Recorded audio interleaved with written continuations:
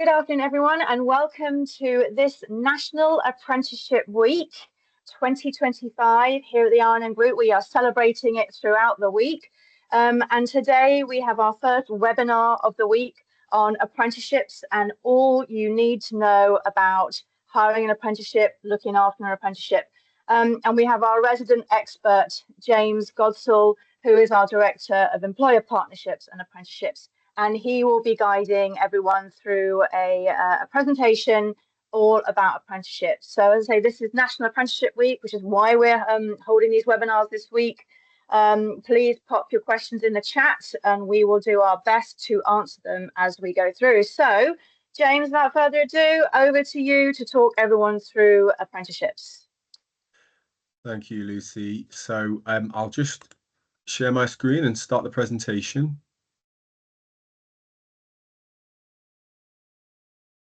Could you just confirm that you can see that for me? Brilliant. Fantastic. Okay. Thank you.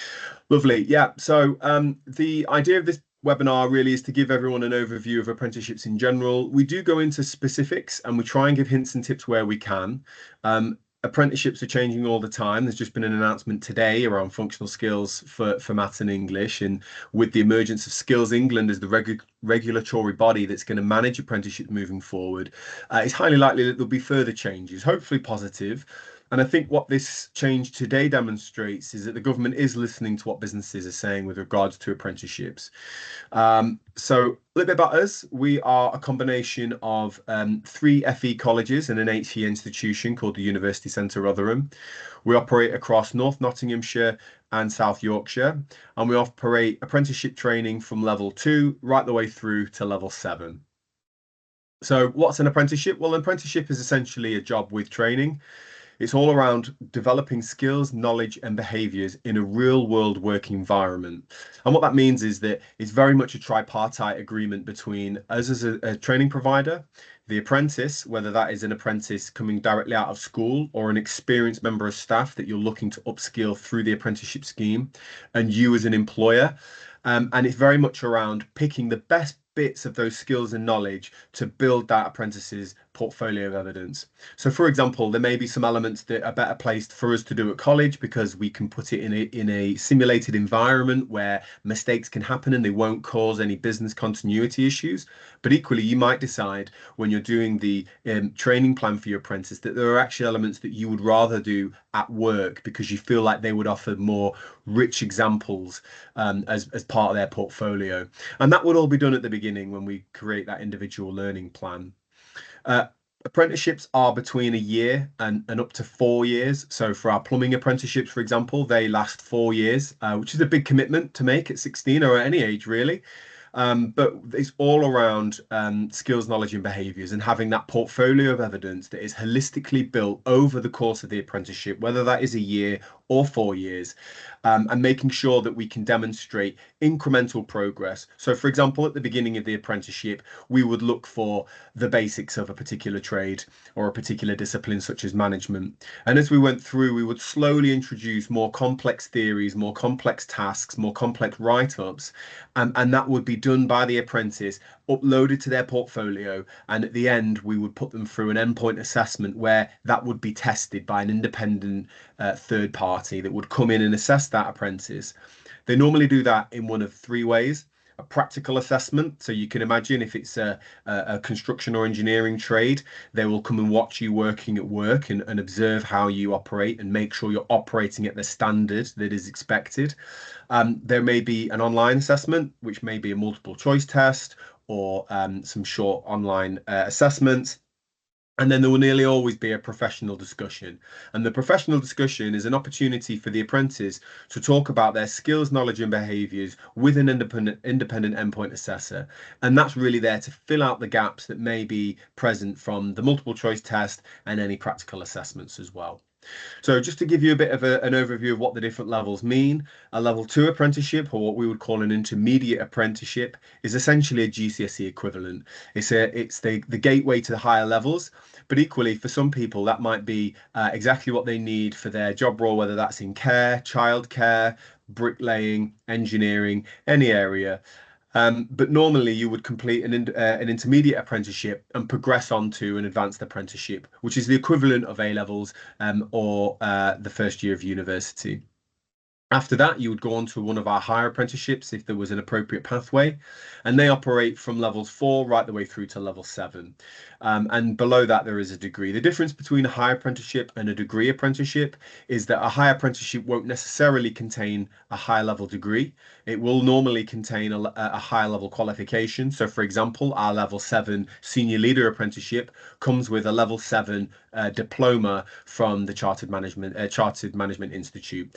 So, and whereas a degree apprenticeship will always contain an integrated degree validated by university. Now, we work with a number of university partners from Sheffield Hallam to Hull University, Huddersfield as well. And so that will be validated by them, and the degree that comes at the end of the apprenticeship would essentially come directly from that HE institution. Who are apprenticeships for? Well, the eligibility criteria for apprenticeships has just got a little bit more flexible as of today, but they're primarily for people who are working at least 16 hours a week, that spend at least 50% of their working hours in England. This would be to benefit from the apprenticeships within the Skills Funding Agency or the ESFA. You must be employed, and you must be working within a role that is suitable for the skills, knowledge, and behaviours for the apprenticeship. So, for example, I might want to be a bricklayer, but my job role certainly doesn't facilitate that. And the reason why you have to be working in that sector is because we have to generate a portfolio of evidence that contains lots of really rich examples of pictures of you doing tasks, job write-ups of you doing tasks, recordings from your work-based assessor, as well as potentially witness testimonies from an employer, all of which would demonstrate your skills and knowledge for a particular standard. And we can only do that if you're working in that particular sector. Don't worry if you're not working in that sector to start with. At the end of the program, we would expect you to have that relevant experience. But for most of our apprenticeships, you start off on a journey towards being fully compliant, not already fully compliant, and the apprenticeship essentially gives you the qualification. There are specific funding rules that forbid that. It is all around teaching you skills and knowledge to be able to do the job at the end of your apprenticeship, not at the beginning. So apprenticeship funding has changed over the years. At the moment, the government will fund 95% of your apprenticeship qualification if your payroll is less than 3 million. If your payroll is more than 3 million, then you automatically pay 0.5% of your payroll above 3 million into an apprenticeship levy, which the government will also top up for you. And you will use that to procure apprenticeship training. You'll engage with your training provider. You have what's called a digital account. The two of you link up your digital accounts, and essentially that then organizes the payment. If you are looking to access the 95% funding, it works in the same way. You'll create a digital account, you will allocate your apprentice, but the provider will engage directly with the SFA for the funding rather than you as an employer. If you take on a 16 to 18-year-old, then you are eligible for a £1,000 incentive, and there are eligibility criteria for that, which we can go through another time. And if the learner is 16 to 18 and you have less than 50 staff, then 100% of your funding of your apprenticeship is funded. They actually changed it recently to be up to 23, so we need to just update this for next time. In terms of how that looks for you, it gives you the opportunity to study, for example, a level 6 or 7 qualification at a fraction of the cost that you would have to pay if you were to go to university. As an example, our level 7 senior leader apprenticeship, which we've recently launched, is around about £1,100. If you were to fund that and go to a university, that would cost you anywhere from sort of £10,000 to £15,000. So it's a significant cost saving to you as a business. And the fact that it is funded by the government at 95% means you shouldn't accept in any way any corners being cut by your provider. There is still significant amounts of funding going into the training provider to deliver the training that's required. And therefore, you as an employer can be demanding with regards to added value, added qualifications, and any other elements that you feel may be appropriate. And we're quite proud as a provider that all of our apprenticeships have some form of added value, which we have confirmed through our employer advisory board. So we meet with our employers twice a year. We go through what we want to offer, and they confirm whether or not that is suitable based on their expert local knowledge. So what's the benefits of an apprenticeship? Well, the number one benefit really is the increased productivity that you gain from that person being occupationally competent.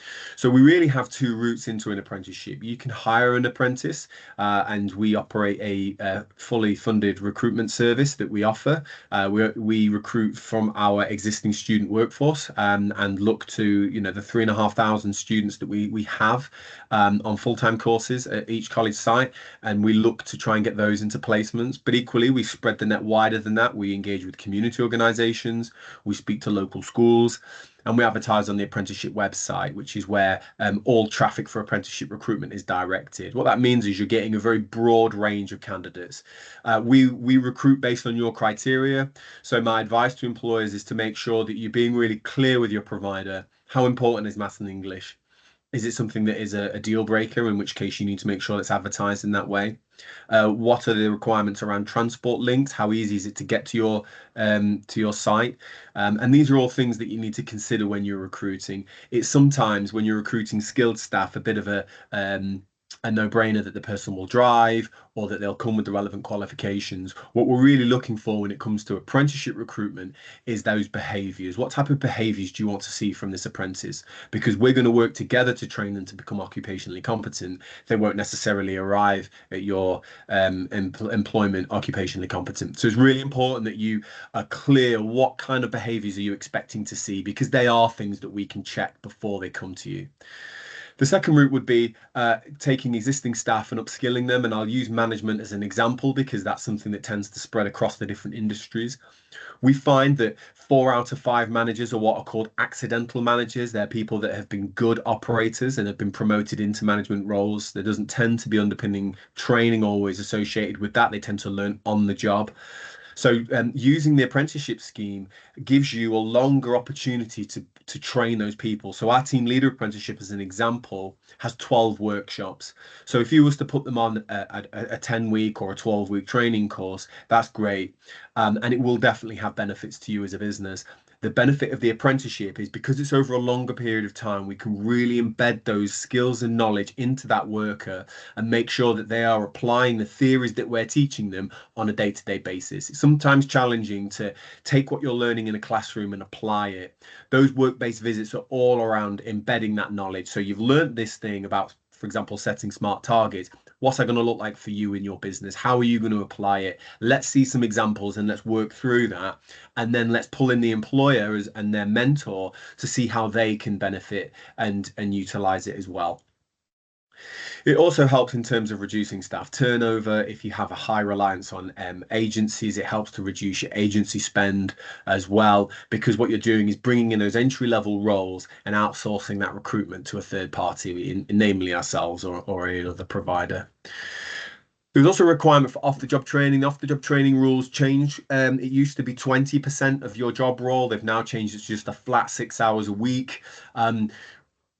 There's some examples on there of what constitutes off-the-job training, but what I would say is speak to your training provider. The key thing is that timely enrollment of that apprentice, so that if they are new to the business, we're capturing all of those coaching sessions that they're going to do, the job shadowing, the training, and everything that you do when you first take somebody on, that we're including that in that off the job. And what you'll tend to find is that where we can enroll a learner timely and we start to include all of those bits, it makes the off the job a very natural and a easily occurring situation. Where we miss that and we have to make it back up, you're sometimes in a situation where you're having to put extra sessions on of job shadowing or mentoring that you didn't necessarily legislate for. Equally, when it comes to existing staff, taking them off the shop floor for 6 hours excuse me, a week is not always possible. So it's important that you work with your training provider. There are team training sessions that you do. They will spend time with their mentor. They will spend time job shadowing, and they will also spend time doing simulations. We always do lots of off-the-job training with our apprentices, but by working together, we can make sure that that 6 hours ticks off nice and holistically. So I mentioned earlier about the endpoint assessment. The endpoint assessment will be the culmination of their apprenticeship. Normally, if there are mandatory qualifications, they will have completed those ahead of time. Well, they will absolutely have completed them ahead of time. And any qualifications that they've completed will be counted towards their gateway, at which point we will put them in and book them in with an endpoint assessment. That will be a third party that the apprentice and yourself will never have met before. Normally we won't have met them either. And they will come in and do one of 3 assessments. Practical assessment is nearly always, and that practical assessment doesn't always mean that they come and physically watch you. Sometimes they will come to the college and set tasks. If it was a mechanic, for example, they'll come and program some faults in one of our cars and expect the apprentice to come and do a diagnosis and identify those faults and rectify them. That's one example. But equally, it might be that they do a business improvement project and they talk through that project with their endpoint assessor. So it's not always, the practical assessment won't always be physically doing something. It may be a practical assessment that they're going to do and they'll talk that through. Normally that will then be underpinned by an interview, whether that is with their portfolio in front of them or not. Nearly always you will have a showcase portfolio, and what that means is the best bits of your apprenticeship, of your 4 years if you're a plumber, or your 18 months if you're a business administrator. The best bits of your portfolio will be put into a showcase sheet. You'll have those in front of you, as will the endpoint assessor, and they'll ask you questions. So I can see you did this thing. Why did you do that? What was the benefit? And what they're looking to do is to draw out the behaviors. The behaviors are sometimes intangibles that you can't always see in a project. So they'll ask you those questions to make sure you're demonstrating. How did you put the customer first if you're working in a customer environment? How did you put safety first if you're working in engineering or construction? Sometimes they'll be written or multiple choice tests, and they'll be done online. And then for some of the apprenticeships, there is a presentation. Now, presentation itself is already quite nerve-wracking, but some of these presentations can take up to 3 and 4 hours, which is a massive amount of time to have to talk to somebody and conduct a presentation. Don't worry, there's plenty of opportunities to practice this as you go through the apprenticeship. Most of our apprenticeships will start this practice very early on, i.e. at the end of the first month. We'll start talking you through what that's going to look like. And the benefit of the presentation is you can have all of your information in front of you. So you're not going into it blind. The presentation is there. It's a guide for you to make sure you're not missing anything. And whilst you will put it together, your employer will help you and they'll make sure that they are getting the required evidence in there. And at the end of that, normally you'll get a pass, a merit, or a distinction. Some just have a pass or a distinction. We always aim for a distinction grade. Unfortunately, that's not always possible, but we'll work with you. Sometimes people are too busy for us to be able to put the extra work in that a distinction would require. So in which case we would aim for a pass. Our absolute minimum goal is to get you through. But ideally, we want the distinction for you and as an employer, as well as for us. So what role does the employer play? Well, not just employing the apprentice and paying them. It's important that they provide a dedicated mentor, that they support the apprentice and encourage them to complete tasks as needed, and they give them time to complete work-based assessments. Towards the end of the apprenticeship, there will be a number of assignments that will need to be written, and there will be job write-ups that need to be done. And these job write-ups can be in a lot of detail. So it's really important that the employer provides the apprentice that extra time. But also that they are a mentor, someone that can support them. You may never have done an apprenticeship before. You may not have done any training since you left school, but your knowledge and experience as an experienced member of staff will be invaluable, because that is a lot of the time what the endpoint assessor wants to see, that this person is occupationally competent, and that is far more than a piece of paper, as we all know. They'll also need to give the apprentice a contract of employment and ring-fence time for them to complete tasks and actively participate in the tripartite agreements. Our tripartite agreements are done every 10 to 12 weeks.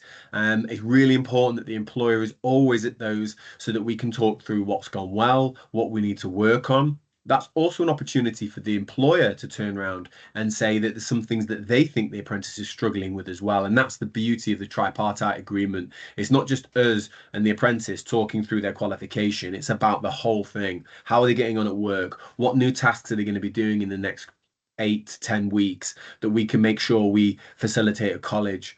Are there any elements that they're struggling with? And this happens a lot in engineering, where there may be a particular discipline of welding, for example, that they're not getting lots of exposure to it because they're not very good at it, and therefore they're starting to fall behind. So we can put that extra training in place. They can come to our place, can't break anything. And if it's MIG welding, for example, we can give them MIG welding masterclasses so that they feel more confident. But we can only do that if the reviews are demonstrating that there's a need, or the employer's telling us that they're struggling with a particular area. They also need to be paid for the time that they attend college and for the 6 hours a week that they're spending off the job. So recruiting the right apprentice, there's some examples on there of the type of ways that you can recruit an apprentice.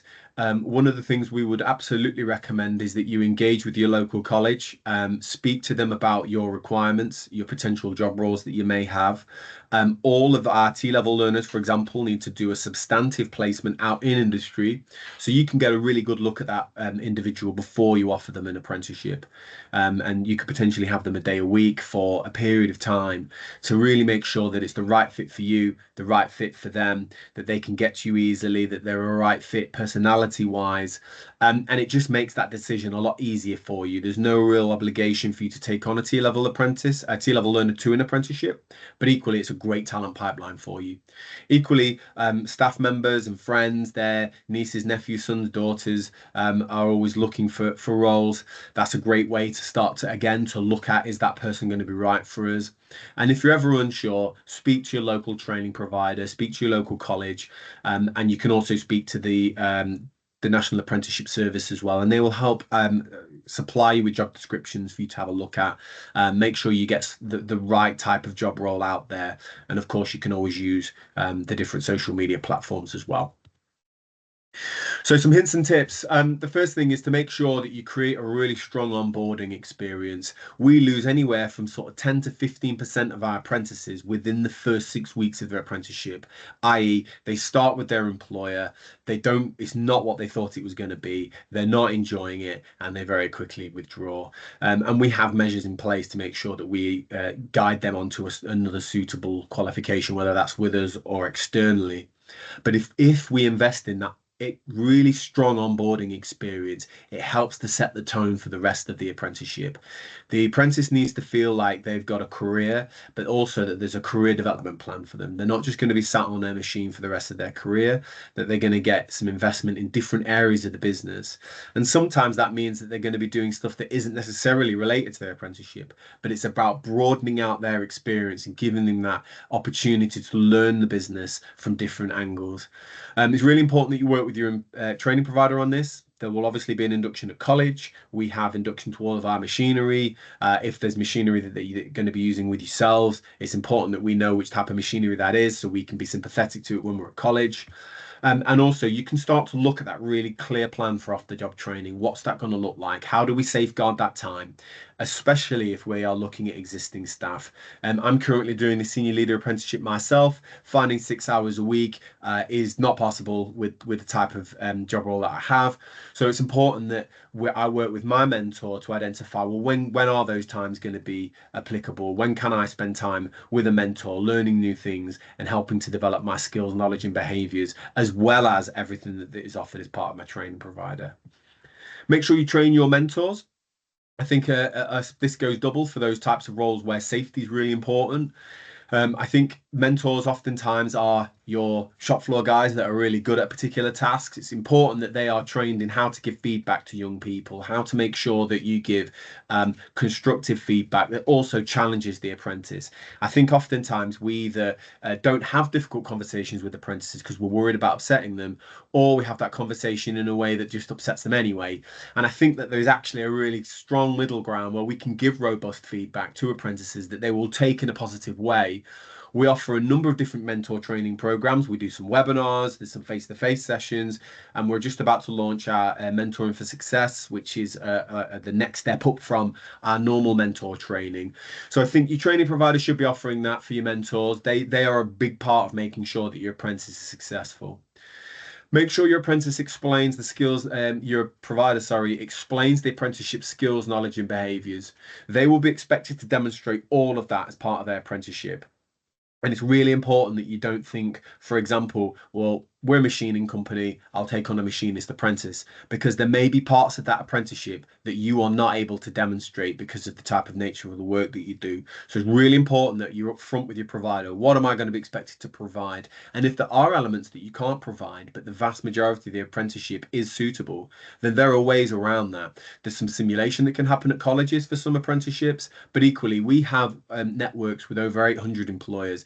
There's a good chance that we can put them on a placement with another provider, another employer, to give them that knowledge and experience if you can't, if the rest of the apprenticeship is going to be really high quality. So again, make sure you understand what the expectations are so that you don't get caught out at the end of the apprenticeship with skills and knowledge you can't demonstrate.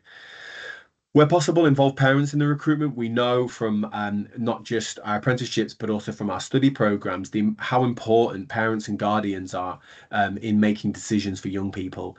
So involve parents and guardians, have open events, get the opportunity to speak to the parents, because if an apprentice goes back and has a wobble, they get spoken to in a way that they don't particularly like. It's good to have a parent there as an ally that can either pick up the phone and say they've come back and said this, or that can work with you and can be your advocate, because there's nothing worse than putting 2 or 3 years into an apprentice and then throw it all away for sometimes what they perceive as more money or whatever reason. If you've got a parent there that you can speak to, they tend to be those cooler heads that have got the best interest of that young person, and more importantly have got their respect, hopefully. Be demanding of your provider. I said this at the beginning. With the government funding 95% of these apprenticeships, there's absolutely no excuse for providers trying to cut bits out of the apprenticeship or not offer that added value. So if you know there's something that's important for your sector, ask your provider, tell them that it's important. For example, we know that team building is something that we really need to focus on as part of our onboarding. We've identified that first aid is quite important for a lot of our employers. So therefore, we're trying to put something together where apprentices can come, they can get their first aid qualification, but they'll also work as part of a wider team, and not just their group, but wider people they maybe wouldn't have met before, childcare apprentices mixing with bricklayers, etc. And it's all around giving them something tangible they can take away, but it's also about building that team working and that added value, essentially. And then the final thing is make sure that you are accessing your apprentice's e-portfolio. The e-portfolio can be difficult to learn when you start, but we need to be consistent with it. The apprentice will need to put all of their evidence on there, all of their videos, their job write-ups, everything that they're going to take with them to their endpoint assessment will be on their e-portfolio. So it's really important that you understand it, at least to the point where you can point them in the right direction, or you know who to ask. There is a dashboard where you can see a bit like a revs counter, how they are operating towards their target. And ideally, you want them to be 100% towards their target. If they're not, you want to be able to identify that early door so you can speak to your provider to say what's going on here. Is this normal? Is there something I can help with? And again, most training providers will offer training for you. We use OneFile as our e-portfolio, and we do a number of training sessions on that for those that are interested. And that's it. So if you've got any more questions, please let us know. As Lucy said, we have got further webinars this apprenticeship week, and we also have some deep dives into specific areas within the apprenticeships for the off-the-job training, for endpoint assessment. So do go and check those out. And if you do have any questions, let us know via those channels there, or ask a question through the chat today. Fantastic, James. We don't have any questions at all. I think that was a hugely thorough webinar and information overview of apprenticeship. So thank you. If I could just end this webinar by just giving a bit of information for everyone listening. First of all, James rightly said we have some specific webinars that we've done in the last 6 months on key areas. So if you go to the RNN Group website, go under Partner with Us and webinars, you will be able to see apprenticeship webinars on the endpoint assessment, a guide for employers, and also the induction webinar for employers with a new apprentice. So lots of information there that you can look at in your own time.